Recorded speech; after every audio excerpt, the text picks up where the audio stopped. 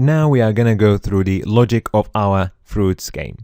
So first of all, if we click on the Start Reset button, we are going to check whether we are already playing or not.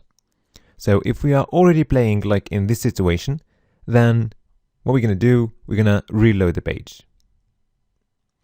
If we are not playing, then clicking on the Start button is going to initiate the game. And we're going to need to do a few things. So first of all, we're going to create a random fruit. Also, we will change the button text to Reset Game, and we will show the Trials Left box. Okay, once we create the random fruit, the fruit is going to start going down. So the way it's going to work is we're going to move the fruit down by one step that we're going to define later in the code. So for example, we can move the fruit down 5 pixels, and that's going to be in loop. So we move it down by one step, and then we're going to check, is the fruit too low?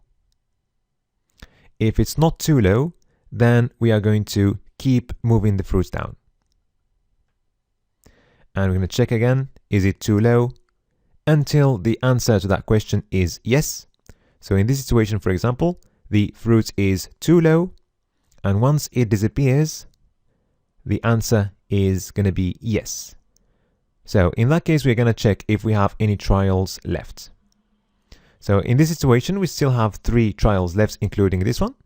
So if we miss the fruits, then we are going to lose 1 trial, and we will need to remove 1 heart and create a new random fruit. And then we are going to go through this again.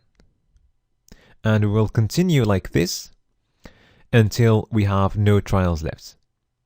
If we slice the fruits, then we will just play sound and explode the fruits and increase our score by 1.